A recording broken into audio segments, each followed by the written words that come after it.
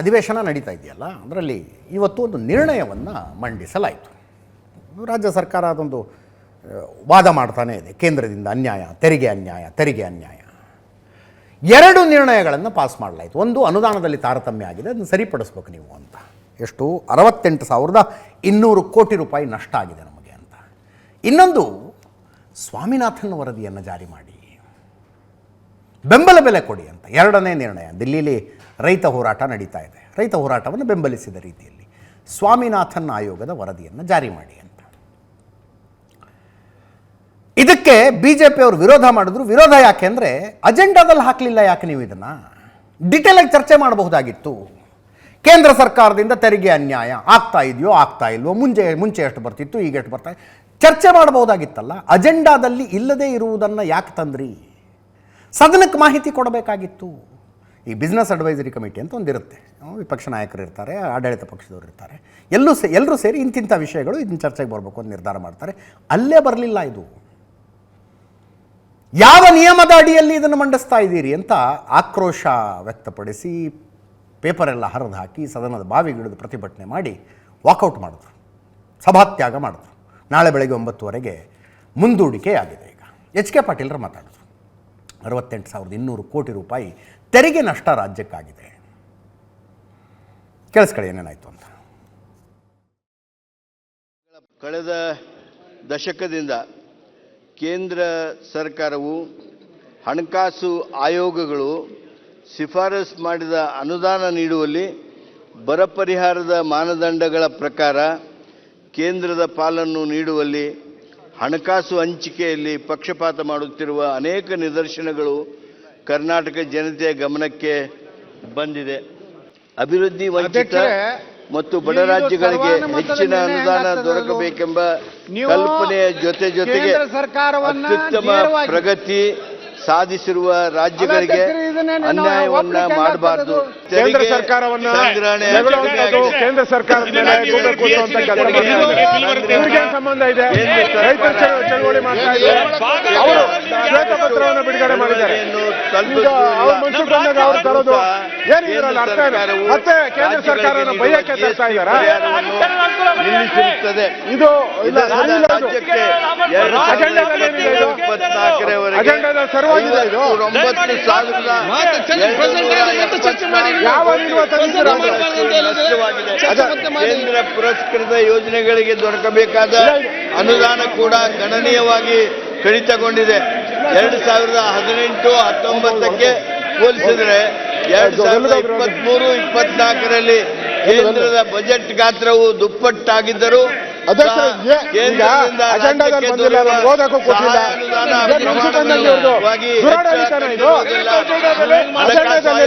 ಕೇಂದ್ರ ಹಾಗೂ ರಾಜ್ಯಗಳ ತೆರಿಗೆ ಹಂಚಿಕೆ ಸಂಬಂಧಿಸಿದಂತೆ ಶಿಫಾರಸು ನೀಡುತ್ತದೆ. ತೆರಿಗೆ ಜೊತೆಗೆ ಸೆಸ್ ಮತ್ತು ಸರ್ಚಾರ್ಜ್ಗಳನ್ನು ಸಂಗ್ರಹಿಸುವ ಮೂಲಕ ಕೇಂದ್ರ ಸರ್ಕಾರವು ರಾಜಸ್ವ ಸಂಗ್ರಹಣೆ ಕೇಂದ್ರ ಸರ್ಕಾರವು ಸಂಗ್ರಹಿಸುವ ಈ ಸೆಸ್ ಮತ್ತು ಸರ್ಚಾರ್ಜ್ಗಳು ರಾಜ್ಯಗಳಿಗೆ ಹಂಚಿಕೆಯಾಗದ ಕಾರಣ ನಮ್ಮ ರಾಜ್ಯಕ್ಕೆ 2017-18ರಿಂದ 2023-24ವರೆಗೂ ಅಂದಾಜು 45,000 ಸರ್ಕಾರ ವಿಷ ತುಂಬಿರೋ ಸರ್ಕಾರ, ಸರ್ಕಾರ ಇದು. ಕೇಂದ್ರ ಸರ್ಕಾರ ಮೇಲೆ ಪದೇ ಪದೇ ಗೂಬೆ ಕೂಸುವಂತ ಕೆಲಸವನ್ನು ಮಾಡ್ತಾ ಇದ್ದಾರೆ. ವಿಷಕಾರ ಅಂತ ಸರ್ಕಾರ ಇದು. ವಿಷ ಜಂತು ಇರ್ತಕ್ಕಂಥ ಸರ್ಕಾರ ಇದು. ಹಣಕಾಸು ಆಯೋಗ ವಿಷ ಕಾಡ್ತಕ್ಕಂಥದ್ದು. ಕರ್ನಾಟಕಕ್ಕೂ ವಿರೋಧ ಮಾಡ್ತಾ ಇದ್ದಾರೆ. ಕರ್ನಾಟಕದ ಹಿತಕ್ಕೆ ವಿರೋಧ ಮಾಡ್ತಾ ಇದ್ದಾರೆ. ಕರ್ನಾಟಕಕ್ಕೆ ಆಗ್ತಾ ಇರೋ ಅನ್ಯಾಯ ಇವರಿಂದನೇ ಇವತ್ತು ಆಗ್ತಾ ಇದೆ. ಬಿಜೆಪಿಯ ಈ ನೀತಿಯನ್ನ ಧಿಕ್ಕರಿಸ್ತೇವೆ. ಅಧ್ಯಕ್ಷರೇ, ಪ್ರಸ್ತಾವನೆ ಮಂಡಿಸಲಾಯಿತು. ಶ್ರೀ HK ಪಾಟೀಲ್ ಮಾನ್ಯ ಕಾನೂನು ಸಂಸದೀಯ ವ್ಯವಹಾರ ಮತ್ತು ಶಾಸನ ಹಾಗೂ ಪ್ರವಾಸೋದ್ಯಮ ಸಚಿವರು ಸ್ವಾಮಿನಾಥನ್ ಸಮಿತಿಯ ಶಿಫಾರಸಿನಂತೆ ಕನಿಷ್ಠ ಬೆಂಬಲ ಬೆಲೆಯನ್ನು ಘೋಷಿಸುವ. ಎರಡನೇದು, ಸ್ವಾಮಿನಾಥನ್ ಆಯೋಗದ ವರದಿಯನ್ನು ಜಾರಿಗೆ ತನ್ನಿ. ಕೇಂದ್ರ ಸರ್ಕಾರ ಸುಪ್ರೀಂ ಕೋರ್ಟಿನ ಅಫಿಡವಿಟ್ನಲ್ಲಿ ಹೇಳಿದೆ ಜಾರಿಗೆ ತರೋದಕ್ಕಾಗೋದಿಲ್ಲ ಅದನ್ನು ಅಂತ. ಮತ್ತು ಈ ಕೇಂದ್ರ ಸರ್ಕಾರನೇ ಫಸ್ಟ್ ಹೇಳಿದ್ದಲ್ಲ. ಸ್ವಾಮಿನಾಥನ್ ಆಯೋಗದ ವರದಿ ಬಂದಿದ್ದು 2006ರಲ್ಲಿ. 2004ರಲ್ಲಿ UPA ಸರ್ಕಾರ ಬಂದಿತ್ತು. 2006ರಲ್ಲಿ ಅವರು ವರದಿ ಕೊಡ್ತಾರೆ. UPA ಸರ್ಕಾರ ಇದ್ದಾಗಲೂ ಸ್ವಾಮಿನಾಥನ್ ಆಯೋಗದ ವರದಿಯನ್ನು ಜಾರಿಗೆ ತರೋದು ಒಂದೇ ಅಲ್ಲ, ಈಗ ಏನು ರೈತರ ಬೇಡಿಕೆ ಇದೆಯಲ್ಲ, MSPಗೆ ಕಾನೂನಿನ ಮಾನ್ಯತೆ, ಮಿನಿಮಮ್ ಸಪೋರ್ಟ್ ಪ್ರೈಸ್ಗೆ ಕಾನೂನಿನ ಮಾನ್ಯತೆಯನ್ನು ಕೊಡಬೇಕು ಅಂತ, ಅದನ್ನು ಮಾಡೋದಕ್ಕೆ ಸಾಧ್ಯನೇ ಇಲ್ಲ ಅಂತ UPA ಸರ್ಕಾರ ಅಧಿವೇಶನದಲ್ಲೇ ಉತ್ತರ ಕೊಟ್ಟಿತ್ತು. ಈಗ ರೈತರು ಬೆಳೆದ ಬೆಳೆಗಳಿಗೆ ಲಾಭದಾಯಕ ಬೆಲೆ ನಿಗದಿಯಾಗಬೇಕೆಂದು ಭಾರತ ದೇಶದ ಪ್ರತಿಯೊಬ್ಬ ರೈತನ ಆಶಯ. ಹೌದು, ರೈತ ಕುಟುಂಬದಿಂದ ಬಂದಿದ್ದೀನಿ, ಆಶಯ ಅದು. ಈ ಸದಾಶಯವನ್ನು ಅನುಷ್ಠಾನಗೊಳಿಸಬೇಕೆಂದು ಮತ್ತು ಕೃಷಿಯನ್ನು ಲಾಭದಾಯಕಗೊಳಿಸಬೇಕೆಂದು ಎಲ್ಲ ಜನಪರ ಪ್ರಜಾಸತ್ತಾತ್ಮಕ ನಾಗರಿಕ ಸರ್ಕಾರಗಳ ಒತ್ತಾಸೆಯಾಗಿದೆ. ಆಸೆ ಇದೆ ಡೆಫಿನೆಟ್ಲಿ. ರೈತರ ಸ್ಥಿತಿಗತಿಗಳನ್ನು ಅಧ್ಯಯನ ಮಾಡಿದ ಡಾಕ್ಟರ್ MS ಸ್ವಾಮಿನಾಥನ್ ವರದಿಯನ್ವಯ ಕೃಷಿಕನ ಸಾಗುವಳಿ ವೆಚ್ಚದ 50% ಸೇರಿಸಿ ಕನಿಷ್ಠ ಬೆಂಬಲ ಬೆಲೆಯನ್ನು ಘೋಷಿಸಬೇಕೆಂದು ತನ್ಮೂಲಕ ಹಸಿರು ಕ್ರಾಂತಿಯನ್ನು ಸಾಧಿಸಿ ರಾಷ್ಟ್ರದಲ್ಲಿ ಕೃಷಿಯನ್ನು ಅವಲಂಬಿತ ಉದ್ಯೋಗವನ್ನಾಗಿ ನಿರೀಕ್ಷಿಸಬಹುದೆಂಬ ನಿರೀಕ್ಷೆಯನ್ನು ಸಾಧಿಸುವಲ್ಲಿ ಪ್ರಗತಿಯನ್ನು ಸಾಧಿಸಿಲ್ಲ ಅಥವಾ ನಿರೀಕ್ಷಿತ ಮಟ್ಟದಲ್ಲಿ ಬದಲಾವಣೆ ತರುವಲ್ಲಿ ವಿಫಲವಾಗಿದ್ದಾರೆ ಇತ್ಯಾದಿ ಇತ್ಯಾದಿ ಬರ್ತದೆ. ಕೃಷಿಕನ ಸಾಗುವಳಿ ವೆಚ್ಚದ 50% ಸೇರಿಸಿಕೊಡಬೇಕು ಅಂತ. ಸಾಗುವಳಿ ವೆಚ್ಚ ಅಂದರೆ ಏನೇನು ಬರ್ತದರಲ್ಲಿ? ಒಂದು ಜಮೀನಿದೆ ಆತನಿಗೆ, ಅದನ್ನು ಬಂಡವಾಳ ಅಂತ ಕನ್ಸಿಡರ್ ಮಾಡಬೇಕು, ಸಹಜ ಅದು. ಈಗ ಯಾರ್ದೋ ಫ್ಯಾಕ್ಟ್ರಿ ಇದೆ ಅಂದರೆ ಫ್ಯಾಕ್ಟ್ರಿಗೆ ದುಡ್ಡು ಹಾಕಿದಾನಲ್ರಿ ಅವನು, ಬಂಡವಾಳ ಒಂದು. ಆ ಬಂಡವಾಳ ಅವನ ಉಳಿದೆಲ್ಲ ಖರ್ಚುಗಳು, ಬೀಜ ಹಾಕ್ದ, ಗೊಬ್ಬರ ಹಾಕ್ದ, ಔಷಧಿ ಸಿಂಪರಿಸ್ದ, ಕಳೆ ತೆಗೆಯ ಕಾಳು ತಂದ, ಎಲ್ಲವೂ ಜೊತೆಗೆ ಅವನ ದುಡಿಮೆ, ಅದೆಲ್ಲವನ್ನೂ ಅದೆಲ್ಲವನ್ನು ಸೇರಿಸಿದ್ರೆ ಎಷ್ಟು ಖರ್ಚಾಯ್ತಲ್ಲ, ಪ್ಲಸ್ 50% ಹಾಕಿ. ನಾನು ಸುಮ್ಮನೆ ಎಕ್ಸಾಂಪಲ್ಗೆ ಹೇಳೋದು, 1 ಕ್ವಿಂಟಲ್ ಭತ್ತ ಬೆಳೆಯೋದಕ್ಕೆ 1000 ರೂಪಾಯಿ ಒಬ್ಬ ರೈತ ಖರ್ಚು ಮಾಡಿದ್ದಾನೆ ಅಂದರೆ ಅವನಿಗೆ 1500 ರೂಪಾಯಿ ಸಿಗಲೇಬೇಕು, ಪ್ಲಸ್ 50%. ಅದನ್ನು ಜಾರಿಗೊಳಿಸಬೇಕು ಅನ್ನುವ ನಿರ್ಣಯವನ್ನು ತಂದಿದ್ದಾರೆ. ಆವಾಗ ಈ ದೇಶದಲ್ಲಿ ಆಹಾರ ಧಾನ್ಯಗಳ ಬೆಲೆ ಏನಾಗುತ್ತೆ? ರೈತ ಆಫ್ಕೋರ್ಸ್ ರೈತ ಖುಷಿ ಆಗ್ತಾನೆ, ಕೊಂಡು ತಿನ್ನುವವರ ಕಥೆ ಏನಾಗುತ್ತೆ ಅಂತ.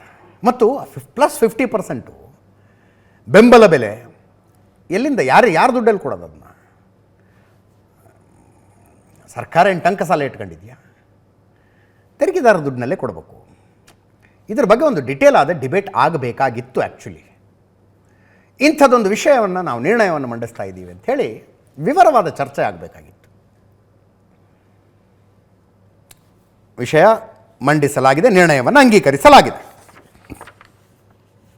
ಗಲಾಟೆ ಜೋರಾದಾಗ UT ಖಾದರ್ ಅವರು ತಮ್ಮ ಕ್ಯಾಬಿನಿಗೆ ಕರ್ಕೊಂಡೋಗಿ ಒಂದು ಸಭೆ ಮಾಡಿದ್ರು, ಸಂಧಾನ ಸಭೆಯ ರೀತಿಯಲ್ಲಿ.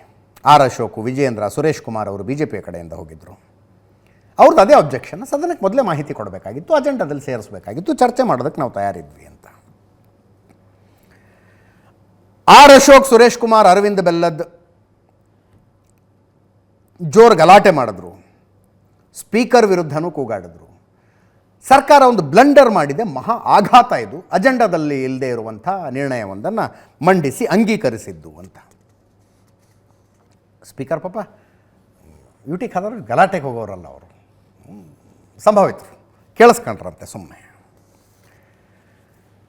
ಆರ್ ಅಶೋಕ್ ಮತ್ತು ವಿಜಯೇಂದ್ರ ಅವರು ಮಾತಾಡಿದ್ರು, ಕೇಳಿಸ್ಕೊಳ್ಳಿ.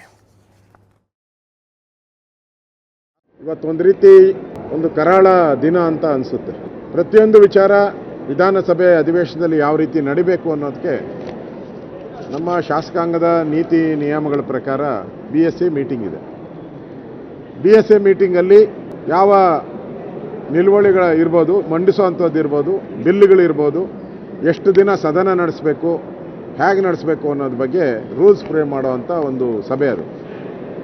ಅಲ್ಲಿ ನಮಗೆಲ್ಲ ಹೇಳಿದರು, ಬಿಲ್ಗಳು ಯಾವುದೇ ಮಂಡನೆ ಮಾಡಬೇಕಾದ್ರೂ 3 ದಿನ ಮುಂಚೆ ಕೊಡ್ತೀರಿ, ಮತ್ತು ಅದು ಏನು ಚರ್ಚೆ ಆಗಬೇಕಾದ ವಿಚಾರನ ತಮ್ಮ ಮನೆಗಳಿಗೆ ಪೋಸ್ಟ್ ಮುಖಾಂತರ ಬರುತ್ತೆ, ಇವೆಲ್ಲವನ್ನ ಹೇಳಿದರು. ಆದರೆ ಇವತ್ತು ಏಕಾಏಕಿ ಕಳ್ಳರ ರೀತಿ ಏಕಾಏಕಿ ಇವತ್ತು ಕೇಂದ್ರ ಸರ್ಕಾರವನ್ನು ನಿಂದನೆ ಮಾಡುವಂಥದ್ದು, ಕೇಂದ್ರ ಸರ್ಕಾರವನ್ನು ಅವಹೇಳನ ಮಾಡ್ತಕ್ಕಂಥದ್ದು, ಇವ್ರದ್ದು ಚಾಳಿ ಏನಿದೆ ಅದನ್ನು ಮುಂದುವರಿಸಿದ್ದಾರೆ. ಲೋಕಸಭಾ ಚುನಾವಣೆಯಲ್ಲಿ ಸೋಲುವಂಥ ಭೀತಿಯಿಂದ, ಈಗಾಗಲೇ ಸೋತಿದ್ದೀನಿ ಅಂತ ತಿಳ್ಕೊಂಬಿಟ್ಟಿದ್ದಾರೆ, ಆ ಭೀತಿಯಿಂದ ಒಂದು ರೀತಿ ಹುಚ್ಚರ ರೀತಿ ಕೇಂದ್ರ ಸರ್ಕಾರವನ್ನು ತೆಗಳುವಂಥ ಕೆಲಸವನ್ನು ಮಾಡ್ತಾರೆ.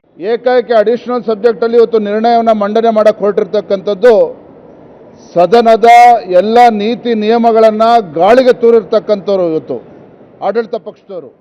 ನಾನು ನೇರವಾಗಿ ತಮ್ಮ ಮೂಲಕ ಕಾಂಗ್ರೆಸ್ ಸರ್ಕಾರಕ್ಕೆ ಇವತ್ತು ನಾನು ಸವಾಲನ್ನು ಹಾಕ್ತೇನೆ, ನಿಜವಾಗ್ಲೂ ಕೂಡ ತಮಗೆ ಗ್ಯಾರಂಟಿಗಳ ಬಗ್ಗೆ ವಿಶ್ವಾಸನೇ ಇದ್ದರೆ ಯಾಕೆ ಈ ರೀತಿ ಪದೇ ಪದೇ ಕೇಂದ್ರ ಸರ್ಕಾರದ ಮೇಲೆ ಗೂಬೆ ಕೂರಿಸ್ತಕ್ಕಂಥ ಕೆಲಸವನ್ನು ಮಾಡ್ತಾ ಇದ್ದೀರಿ, ಪ್ರಯತ್ನವನ್ನು ಮಾಡ್ತಾ ಇದ್ದೀರಿ? ಇವತ್ತು ರಾಜ್ಯದಲ್ಲಿ ಯಾವುದೇ ಅಭಿವೃದ್ಧಿಯನ್ನು ಮಾಡದೇ ಇರತಕ್ಕಂಥ ಒಂದು ನಾಲಾಯಕ್ ಕಾಂಗ್ರೆಸ್ ಸರ್ಕಾರ ಇವತ್ತು ರಾಜ್ಯದಲ್ಲಿ ಏನಿದೆ, ಈ ನಾಲಾಯಕ್ ಕಾಂಗ್ರೆಸ್ ಸರ್ಕಾರ ಇವತ್ತು ತನ್ನ ಗ್ಯಾರಂಟಿಗಳಿಂದ ಏನು ಚುನಾವಣೆ ಗೆಲ್ತೇವೆ ಅಂತ ಹೇಳಿದ್ರು ಅದು ಸಾಧ್ಯ ಇಲ್ಲ ಅನ್ನುವ ಅರಿವು ಇವತ್ತು ರಾಜ್ಯ ಸರ್ಕಾರಕ್ಕೆ ಆಗಿದೆ. ಹಾಗಾಗಿಯೇ ಪದೇ ಪದೇ ಈ ರೀತಿ ನಿರ್ಣಯವನ್ನು ಮಂಡನೆ ಮಾಡಿ ಕೇಂದ್ರ ಸರ್ಕಾರದ ಮೇಲೆ ಗೂಬೆಯನ್ನು ಕೂರಿಸಿ ಇವತ್ತು ತಮ್ಮ ರಾಜಕೀಯ ಬೇಳೆಯನ್ನು ಬೇಯಿಸ್ತಕ್ಕಂಥ ಪ್ರಯತ್ನ ಇವತ್ತು ಸದನದ ಒಳಗೂ ಸಹ ಪದೇ ಪದೇ ಮಾಡ್ತಾ ಇರ್ತಕ್ಕಂಥದ್ದು. ಈ ಆಡಳಿತ ಪಕ್ಷ ಕಾಂಗ್ರೆಸ್ ಪಕ್ಷ ಸದನದ ಗೌರವವನ್ನು ಸಂಪೂರ್ಣವಾಗಿ ನಾಶ ಮಾಡ್ತಕ್ಕಂಥ ಕೆಲಸಕ್ಕೆ ಕೈ ಹಾಕಿರ್ತಕ್ಕಂಥ ನಿಜವಾಗ್ಲೂ ಕೂಡ ದುರಾದೃಷ್ಟ. ಇವತ್ತು ಭಾರತೀಯ ಜನತಾ ಪಾರ್ಟಿ ಈ ವಿಚಾರವನ್ನು ಬಹಳ ಗಂಭೀರವಾಗಿ ತೆಗೆದುಕೊಂಡಿದೆ. ಅಧಿವೇಶನದಲ್ಲಿ ಪ್ರಿಯಾಂಕ ಖರ್ಗೆ ವರ್ಸಸ್ ಬಸನಗೌಡ ಪಾಟೀಲ್ ಯತ್ನಾಳ ಎಲ್ಲಿಂದಾನೋ ಶುರುವಾಗಿ ಚರ್ಚೆ ಎಲ್ಲೆಲ್ಲಿಗೂ ಹೋಗ್ಬಿಡ್ತದೆ. ಈ 40% ಕಮಿಷನ್ನಿನ ಆರೋಪ ಇತ್ತಲ್ಲ, ಅದರ ತನಿಖೆ ವಿಷಯದಲ್ಲಿ ಶುರುವಾಯಿತು. ತನಿಖೆ ಏನು ಮಾಡಿದ್ರಿ ಅಂತ. ಪ್ರಿಯಾಂಕ್ ಖರ್ಗೆ ನೀವು ಕೋಆಪ್ರೇಷನ್ ಕೊಡಿ, 24 ತಾಸಿನಲ್ಲಿ ತನಿಖೆ ಮುಗಿಸ್ತೀವಿ, 24 ತಾಸಿನಲ್ಲಿ ತನಿಖೆ ಮುಗಿಸ್ತೀವಿ, ನೀವು ಕೋಆಪ್ರೇಷನ್ ಕೊಡಿ, ನಿಮ್ಮ ಹತ್ರ ಇರೋ ಮಾಹಿತಿಯನ್ನು ಹಂಚಿಕೊಳ್ಳಿ ಅಂತ. ಹಾಗೆ ಬೆಳೆದು ಸರ್ವ ಪಕ್ಷಗಳ ವಿರೋಧ ಪಕ್ಷದ ನಾಯಕ ನಾನೇ ಅಂತ ಯತ್ನಾಳ್ರು ಹೇಳಿದ್ರು. ಕಮಲ್ನಾಥ್ ಕೂಡ ಬಿ ಜೆ ಪಿಗೆ ಬಂದಿದ್ದಾರೆ. ಹೊಸ ವಿಷಯ ಬರ್ತಾ ಇದೆ, ಮಲ್ಲಿಕಾರ್ಜುನ್ ಖರ್ಗೆ ಅವರು ಬಿ ಜೆ ಪಿಗೆ ಬರ್ತಾರಂತೆ ಅಂತ ಯತ್ನಾಳ್ರು ಅಂದರು. ಅದಕ್ಕೆ ಪ್ರಿಯಾಂಕ ಖರ್ಗೆ ನಮ್ಮ ಹೆಣ ಕೂಡ ಬರೋದಿಲ್ಲ ಅಂತ, ನಮ್ಮ ಹೆಣ ಕೂಡ ಅಲ್ಲಿಗೆ ಹೋಗೋದಿಲ್ಲ. ನಿಮಗೆ ಹೆಂಗೆ ಸಂವಿಧಾನವನ್ನು ಕಂಡ್ರೆ ಆಗೋದಿಲ್ವೋ ಹಾಗೆ ನಮಗೆ RSSನ ಕಂಡ್ರೆ ಆಗೋದಿಲ್ಲ. ಅದು ನಮ್ಮ ರಕ್ತದಲ್ಲಿದೆ RSSನ ವಿರೋಧ ಅನ್ನುವ ರೀತಿಯಲ್ಲಿ. ಅದಾದ ಮೇಲೆ ಬಜೆಟ್ ವಿಷಯದಲ್ಲಿ ಅಲ್ಪಸಂಖ್ಯಾತರ ಓಲೈಕೆಗೆ ಬಜೆಟ್ ಮಾಡಿದ್ದೀರಿ ನೀವು. ಇದು ಯಾರ್ದು ಬಜೆಟ್ ಅಲ್ಲ, ಇದು ಅಲ್ಪಸಂಖ್ಯಾತರ ಓಲೈಕೆಗೆ ಬಜೆಟ್ಟು. ರಿಜ್ವಾನ್ ಅರ್ಷದ್ರಿಗೆ ಸಿಟ್ಟು ಬಂತು, ಶಿವಾಜಿನಗರದ ಶಾಸಕರಿಗೆ. 15% ಇದ್ದೀವಿ ರೀ, ನಮಗೆ ಹಂಗೆ ಕೊಡ್ತೀರಾ ನೀವು, ಜನ ಇದ್ದೀವಿ. ದಿನೇಶ್ ಗುಂಡೂರಾವ್ ಬಜೆಟ್ನ ಸಮರ್ಥನೆ ಮಾಡ್ಕೊಂಡ್ರು. ಎಲ್ಲ ವರ್ಗಗಳಿಗೆ ಸರಿಯಾಗಿ ಹಂಚಿಕೆ ಮಾಡಲಾಗಿದೆ. 34,000 ಕೋಟಿ ರೂಪಾಯಿ SC ST ಅವರಿಗೆ ಅನುದಾನವಾಗಿ ಮೀಸಲಾಗಿಡಲಾಗಿದೆ. ಅವರೆಲ್ಲ ಯಾವ ಧರ್ಮಕ್ಕೆ ಸೇರ್ತಾರೆ? ವಕ್ಫ್ ಇಲಾಖೆಗೆ 100 ಕೋಟಿ ಕೊಟ್ಟಿದ್ದನ್ನೇ ಅಷ್ಟು ದೊಡ್ಡದಾಗಿ ವಿಷಯ ಮಾಡ್ತಾ ಇದ್ದೀರಿ, ಇದು ಒಳ್ಳೆಯದಲ್ಲ, ಹಿಂದೂ ಮುಸ್ಲಿಂ ವಿಭಜನೆ ಮಾಡಬೇಡ್ರಿ ಅಂತ ಪ್ರಿಯಾಂಕ್ ಖರ್ಗೆ ಹೇಳಿದ್ರು. ಎಲ್ಲೋದ್ರೂ ಬರೀ ಹಿಂದೂ ಮುಸ್ಲಿಂ ಅಂತಾನೆ ಅಂತಾರೆ. ಗ್ರಾಮೀಣಾಭಿವೃದ್ಧಿ ಇಲಾಖೆ, ಲೋಕೋಪಯೋಗಿ ಇಲಾಖೆ, ಅದನ್ನು ಚರ್ಚೆ ಮಾಡಿ ಅಂತ. ಆವಾಗ ರಿಜ್ವಾನ್ ಅರ್ಷದ್ ಹೇಳಿದ್ನು, 15% ಜನ ಇದ್ದೀವಿ, ನಾವೇನು ಮನುಷ್ಯರಲ್ವಾ, ನಾವೇನು ತೆರಿಗೆ ಕಟ್ತಿಲ್ವಾ, ಭಿಕ್ಷೆ ಬಿಡ್ತಿದ್ದೀವಿ ಅನ್ನೋ ಥರ ಮಾತಾಡ್ತಿದ್ದೀರಲ್ಲ, ನಾವೇನು ಕನ್ನಡಿಗರಲ್ವಾ, ನಾವು ಇಲ್ಲಿಯವರಲ್ವಾ, ನಮಗೇನು ಹಕ್ಕಿಲ್ವಾ ಅಂತ. ಅದಾದ ಮೇಲೆ ವಿಷಯ ಈ ಕೇರಳದಲ್ಲಿ ಆನೆ ದಾಳಿಯಿಂದ ಮೃತಪಟ್ಟವರಿಗೆ 15 ಲಕ್ಷ ಕರ್ನಾಟಕ ಸರ್ಕಾರದಿಂದ ಏನೋ ಪರಿಹಾರ ಕೊಡಲಾಯ್ತಲ್ಲ, ಅಲ್ಲಿ ತನಕನೂ ಹೋಯ್ತು. ಅಶೋಕ್ ಅವರು ವಿಷಯ ಎತ್ತಿದ್ರು ಅದನ್ನು. 15 ಲಕ್ಷ ಹೋಯ್ತಲ್ಲ, ನಮ್ಮ ತೆರಿಗೆ ನಮ್ಮ ಹಕ್ಕಲ್ವಾ. ರಾಹುಲ್ ಗಾಂಧಿ ಹೇಳಿದ್ರು ಅಂತ 15 ಲಕ್ಷ ಪರಿಹಾರ ಕೊಟ್ಟರಲ್ಲ, ಇದು ಸರಿನಾ ಅಂತ. ಆವಾಗ KJ ಜಾರ್ಜ್, ನೀವು ಅಫ್ಘಾನಿಸ್ತಾನಕ್ಕೆ ಕೇಂದ್ರ ಸರ್ಕಾರ 17 ಕೋಟಿ ರೂಪಾಯಿ ದುಡ್ಡು ಯಾಕೆ ಕೊಡ್ತು? ಹಂಗಿದ್ರೆ ದೇಶದ ದುಡ್ಡು ಗುಜರಾತ್ಗೂ ಹೋಗ್ತಾ ಇದೆ, ಅದರ ಬಗ್ಗೆ ಮಾತಾಡಿ ಅಂತ. ಅಫ್ಘಾನಿಸ್ತಾನಕ್ಕೆ ದುಡ್ಡು ಕೊಟ್ಟಿದ್ದು ಮಾನವೀಯತೆ ಆಧಾರದ ಮೇಲೆ ಅಂದರು ಅಶೋಕ್ ಅವರು. ಆವಾಗ ದಿನೇಶ್ ಗುಂಡೂರಾವ್ ಅಂದ್ರೆ 15 ಲಕ್ಷ ಕೊಡದೆ ಇರೋಷ್ಟು ಬಡತನ ಬಂದಿದೆಯಾ ನಮಗೆ ಅಂತ. ಆವಾಗ ಅಶೋಕ್ ಒಂದು ಪರ್ಟಿಕ್ಯುಲರ್ ಕೇಸ್ ಸ್ಟಡಿ ತರ್ತಾರೆ. ಕನಕಪುರದ ಗೇರಳ್ಳಿಯಲ್ಲಿ ಆನೆ ದಾಳಿಯಿಂದ ಒಬ್ಬರು ಸತ್ತಿದ್ದಾರೆ, 26 ದಿನ ಆಗಿದೆ, ಇನ್ನೂ ತನಕ ಅವ್ರಿಗೆ 1 ರೂಪಾಯಿ ಕೊಟ್ಟಿಲ್ಲ. ವಯನಾಡಿಗೆ ಮಾತ್ರ ನೀವು 15 ಲಕ್ಷ ಇಮ್ಮಿಡಿಯೇಟಾಗಿ ಕೊಡ್ತೀರಿ. ಕನಕಪುರದಲ್ಲಿ ಸತ್ತ ವ್ಯಕ್ತಿಯ ಬಗ್ಗೆ ಕನಿಕರ ಇಲ್ವಾ? ವಯನಾಡಿನಲ್ಲಿ ಪರಿಹಾರ ಕೊಡಬೇಕಂದ್ರೆ ಕಾಂಗ್ರೆಸ್ ಫಂಡಲ್ಲಿ ಕೊಡಬೇಕಾಗಿತ್ತು ಅಂತ ಕೇಳಿಸ್ಕೊಳ್ಳಿ. ಅಧ್ಯಕ್ಷರೇ, ಖರ್ಗೆ ಅವರು ಇಟ್ಟೆಲ್ಲ ಹೇಳ್ತಾರಲ್ಲ, ಸರ್ಕಾರ ನಿಮ್ದು ಐತಿ, ಆ 40% ಕಮಿಷನ್ ತನಿಖೆ ಮಾಡಿಸ್ರಿ. ಈಗ ನೀವು ಏನ್ ಮಾಡ್ಲಕತ್ತೀರಿ? 40% ಬಿಜೆಪಿ ತನಿಖೆ ನಡೀತಾ ಇದೆ ಸರ್. ಇನ್ನಾತನ ತನಿಖೆ ಮಾಡ್ರಿ. 8 ತಿಂಗಳು 9 ತಿಂಗಳಾಯ್ತು. ಆ PSI ಇದು ಮಾಡ್ಲಿಲ್ಲ. ನಿರೀಕ್ಷೆ ಮಾಡ್ತಾ ಇದೀವಿ. ಇವ್ರ 40% ಕಮಿಷನ್ ಎಲ್ಲ ಇದು ಅದು ತನಿಖೆ ನಡೀತಾ ಇದೆ. ಎಷ್ಟು ನುಂಗ್ಯಾರ ಅಂದ್ರ ಅದ್ರ ಆಳ ಆಗ್ಲಾನೆ ಗೊತ್ತಾಗ್ತದೆ. ತನಿಖೆ ಇಲ್ಲೇ ಸದನದಲ್ಲಿ ಚರ್ಚೆ ಆಗುತ್ತೆ.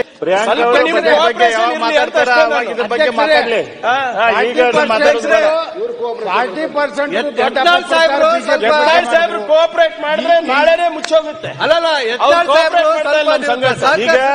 ಬಜೆಟ್ ಬಗ್ಗೆ ಮಾತಾಡ್ತೀವಿ, ತೊಂದರೆ ಅದಾವ ಸ್ವಲ್ಪ ನೀವು ಸಾಕು. ಮಾಡ್ಬೇಡ್ರಿ ಸ್ವಲ್ಪ ದಯಮಾಡಿ 40% ತನಿಖೆ ಮಾಡ್ಲಿ. ಈಗ ಸರ್ಕಾರ ಬಂದ ಮ್ಯಾಗ 40% ಚಾಲು ಆಗೈತೆ, ಅದೇ ಅಣ್ಣ, ನೀವು ಸ್ವಲ್ಪ ಅದನ್ನೆಲ್ಲ ನಮ್ ಜೊತೆ ತನಿಖೆ ಕೋಆಪರೇಟ್ ಮಾಡ್ರಿ. ಮಾನ್ಯ ಎಲ್ಲ ತನಿಖೆಗಳು ಮುಗ್ದೇ ಹೋಗ್ತಾವ, ಒಂದು ವಾರದಲ್ಲಿ ಮುಗಿಸ್ತೀವಿ ನೀವು ಕೋಆಪರೇಟ್ ಮಾಡಿದ್ರೆ. ನೋಡ್ರಿ, ಈ ರಾಜ್ಯದಾಗ ಸರ್ವ ಪಕ್ಷದ ಅಧಿಕೃತ ವಿರೋಧ ಪಕ್ಷದ ನಾಯಕ ನಾನೇ. ನೀವು ವಿರೋಧ ಪಕ್ಷ ಈ ದೇಶದಾಗ ಯಾರ್ಯಾರು ಬಿಜೆಪಿ ಸೇರ್ತಾರ ಗೊತ್ತಾಗಲ್ಲ. ಕಮಲ್ನಾಥ್ ಸೇರ್ತಾರೆ, ಅವ್ರ ತಂದೆಯವ್ರು ಮಲ್ಲಿಕಾರ್ಜುನ್ ಖರ್ಗೆ ಅವ್ರದ್ದು ಸುದ್ದಿ ಎದ್ದೈತಿ, ಬಿಜೆಪಿಗೆ ಬರ್ತಾರೆ. ನಮ್ ಕುಟುಂಬದ ಹೆಣನೂ ಹೋಗಲ್ಲ ಅಲ್ಲಿ, ಹೆಣ ಕೂಡ ಹೋಗಲ್ಲ ಅಲ್ಲಿ ಬಿಜೆಪಿಗೆ. ಸಾಧ್ಯನೇ ಇಲ್ಲ. ಇಂಥವ್ರು ಬಹಳ ನಮ್ ರಕ್ತದಲ್ಲೇ ಇಲ್ಲ, ನೋಡ್ರಿ, ರಕ್ತದಲ್ಲೇ ಇಲ್ಲ. ಎಷ್ಟು ಹೆಂಗೆ ಸಂವಿಧಾನ ನಿಮ್ ರಕ್ತದಲ್ಲಿಲ್ಲ, ಹಂಗೆ RSS ನಮ್ ರಕ್ತದಲ್ಲಿಲ್ಲ. ಅಧ್ಯಕ್ಷರೇ, ಖರ್ಗೆ ಅವರು ಇಟ್ಟೆಲ್ಲ ಹೇಳ್ತಾರಲ್ಲ, ಸರ್ಕಾರ ನಿಮ್ದು ಐತಿ, ಆ ಪಾರ್ಟಿ ಈ ಬಡ್ಜೆಟ್ ಅನ್ನ ನೋಡ್ತಾ ಇದ್ರೆ ನಮ್ಮ ಬಹಳ ಮಂತ್ರಿಗಳೆಲ್ಲ ಕೂತವ್ರಿದು. ನನ್ಗನ್ಸುತ್ತೆ ಇದು ಒಂಥರ ಜಮೀರ್ ಬಡ್ಜೆಟ್ ಅಂತ ಅನ್ಸುತ್ತೆ. ಜಾರ್ಜ್ ಅವ್ರದ್ದು ಅಲ್ಲ ಇದು, ರಾಮಲಿಂಗಾರೆಡ್ಡಿ ಅವ್ರದ್ದು ಅಲ್ಲ, ದಿನೇಶ್ದಂತೂ ಅಲ್ಲೇ ಅಲ್ಲ. ಇದೊಂಥರ ಜಮೀರ್ ಬಡ್ಜೆಟ್. ಬೇರೆ ಮಾತಾಡಿ. ನಾನು ಪ್ರಾರಂಭದಲ್ಲಿ ಆರೋಗ್ಯ ಇಲಾಖೆ ಬೇಕಾದ್ರೆ ಮಾತಾಡಿ, ಹೇಳ್ತೀನಿ. ಪ್ರಾರಂಭದಲ್ಲಿ 95% ಮಾತಾಡಿದ್ದು ಅದನ್ನೇ. ಯಾವ ಪ್ರಕಾರ 95% ಅದೇ ಮಾತಾಡಿದ್ದೀನಿ ನಾನು. ಈಗ SC ST 39,000 ಕೊಟ್ಟಿದ್ದೀವಿ. ಅವ್ರು SC ST ಅವ್ರು ಯಾವ ಧರ್ಮಕ್ಕೆ ಸೇರ್ತಾರೆ ಬಹುತೇಕ? ಅದರಿಂದ ಯಾರಿಗೆ ಕೊಟ್ರೆ ಕೇಳು. ಎಷ್ಟಿತ್ತು, ಆಮೇಲೆ ಎಷ್ಟು ಕಡಿಮೆ ಹಿಂದುಳಿದ ವರ್ಗಕ್ಕೆ ನೀವು ಏನೇನು ನಿಮ್ ಕಾಲದಲ್ಲಿ ಆಗಿತ್ತು ನಾವೇನ್ ಮಾಡ್ತಾ ಹಿಂದುಳಿದವ್ರು ಯಾವ ಧರ್ಮಕ್ಕೆ ಸೇರ್ತಾರೆ? SC ST ಯಾವ ಧರ್ಮಕ್ಕೆ ಸೇರ್ತಾರೆ? 11,500 ಸುಮ್ಮನೆ ಯಾವ್ದೋ ಒಂದು 100 ಕೋಟಿ 500 ಕೋಟಿ ತಗೊಂಡು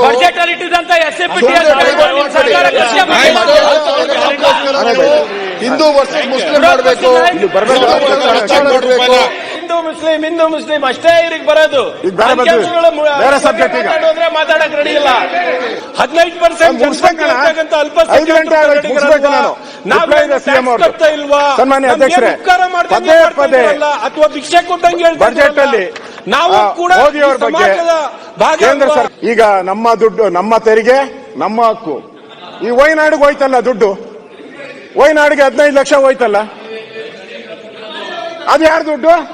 ನಮ್ಮ ದುಡ್ಡು ವಯನಾಡಿಗೆ ಹೋಯ್ತಲ್ಲ. ಹೆಂಗ್ ಹೋಯ್ತು ಇದು? ನಮ್ಮ ಹಕ್ಕು. ಆನೆಗೆ ಹೋಯ್ತು, ಆನೆಗೆ. ಯಾರ್ದು ಆನೆ? ಗೌರವಾನ್ವಿತ ರಾಹುಲ್ ಗಾಂಧಿ ಅವ್ರಿಗೆ ಹೇಳಿದ್ರು ಅಂತ ನಮ್ಮ ತೆರಿಗೆ ರಾಹುಲ್ ಗಾಂಧಿಗೆ ಹೋಗ್ತು. ಅದು ಕರ್ನಾಟಕದಲ್ಲೂ ಇಲ್ಲ, ವಯನಾಡಲ್ಲಿ ಇದೆ. ಇದು ನ್ಯಾಯನಾ? ಇದು ನ್ಯಾಯನಾ? ನೀವು ಕೇಳಿದ್ರಿ, ನಮ್ಮ ಹಕ್ಕು ನಮ್ಮ ಹಕ್ಕು, ನಮ್ಮ ತೆರಿಗೆ ನಮ್ಮ ಹಕ್ಕು. ಯಾರ ಹಕ್ಕು? 15 ಲಕ್ಷ ಯಾರ ಹಕ್ಕು? ದೇಶದ ದುಡ್ಡೆಲ್ಲ ಗುಜರಾತಿಗೆ ಹೋಗ್ತಾ ಇದೆಯಲ್ಲ, ದೇಶದ ದುಡ್ಡೆಲ್ಲ ತಗೊಂಡು ಗುಜರಾತಿಗೆ ಹೋಗ್ತಾ ಇದೆ. ಅದು ವಿಚಾರ ವಯನಾಡಿಗೆ ಹೋಗಿದ್ ಹೇಳ್ರಿ, ನಮ್ದು ದುಡ್ಡು ಅದನ್ನ ಹೇಳಿ. ಆಮೇಲೆ ಹೇಳ್ರಿ. ಸನ್ಮಾನ್ಯ ಅಧ್ಯಕ್ಷ ದಿನೇಶ್ ಅವರು ಹೇಳಿದ್ರು ಮಾನವೀಯತೆ ದೃಷ್ಟಿಯಿಂದ ಕೊಟ್ಟಿದ್ದೀರಿ ಅಂತ. ಮಾನವೀಯತೆ ಯಾವಾಗ? ಅಲ್ಲಲ್ಲ, ಮಾನವೀಯತೆ ಯಾವಾಗ? ನಮ್ಮ ಹತ್ರ ನಮ್ಮ ಮನೆಗಿದ್ದು ಎಕ್ಸಸ್ ಆದ್ರೆ ಮಾನವೀಯತೆಯಿಂದ ಕೊಡಬೇಕು. ಮೊನ್ನೆ ಇದರಲ್ಲಿ ಕನಕಪುರ ತಾಲೂಕು ಗೇರಹಳ್ಳಿಯಲ್ಲಿ ಪುಟ್ನಂಜಯ್ ಅಂತ ಆನೆ ತುಳಿತಕ್ಕೆ ಒಳಗಾಗಿ ಸತ್ತ. 26 ದಿನ ಆಯ್ತು, ಇನ್ನೂ ಅವನು ಪರಿಹಾರ ಕೊಡ್ತಿಲ್ಲ. ಇದ್ಯಾವ ಮಾನವೀಯತೆ? ಫಸ್ಟ್ ನಮ್ಮವ್ರು ತಾನೇ ಕೊಡ್ಬೇಕಾಯ್ತು. ವಯನಾಡಿಗೆ ಒಂದೇ ದಿನಕ್ಕೆ ಹೊರಟೋಯ್ತು. ವಯನಾಡಿಗೆ ಒಳ್ಳೆ ಇದೋದಂಗೆ ಜೆಟ್ ಹೋದಂಗೆ ಹೊರಟೋಯ್ತು ವಯನಾಡಿಗೆ. ಇಲ್ಲಿ 26 ದಿನ ಆಗೈತೆ, ಕೊಟ್ಟಿಲ್ಲ. ಅಲ್ಲೇ ತಂದು ಕೊಟ್ಟಿರೋದು. ಇದು ಬಂದ ತಕ್ಷಣ ನನಗೆ ಮೆಸೇಜ್ ಕಳಿಸಿದ್ರು, ನೋಡಿ ಸರ್ ನಮಗೆ ಬಂದಿಲ್ಲ ಅಂತ ಹೇಳಿ. ಅದಕ್ಕೆ ಊರು ಹೆಸರು ಎಲ್ಲ ಹೇಳಪ್ಪ ಅಂದೆ, ಊರು ಹೆಸರು ಎಲ್ಲ ಕೊಟ್ಟಿದ್ದಾರೆ. ನಾನು ಹೇಳ್ತಾ ಇರೋವಂಥದ್ದು, ನೀವು ಹೋರಾಟ ಮಾಡಿದ್ರಿ, ನಮ್ಮ ಹಕ್ಕು ನಮ್ಮ, ಓಕೆ, ಇದ್ಯಾರಕ್ಕೂ ಇದು ನಮ್ಮ ಹಣ ನಮ್ಮ ಹಕ್ಕ ಆಗ್ಬೇಕಲ್ಲ ನಿಮ್ ತರ. ಇದು ನಿಮ್ ಜಾಬಿಂದ ಕೊಡಿ, ಕಾಂಗ್ರೆಸ್ ಆಫೀಸಿಂದ ಕೊಡಿ, ಕಾಂಗ್ರೆಸ್ ಆಫೀಸ್ ಫಂಡ್ ಇದೆಯಲ್ಲ ಕೊಡಿ, ಅದ್ರಲ್ಲಿ ಕೊಡಿ. ಸರ್ಕಾರ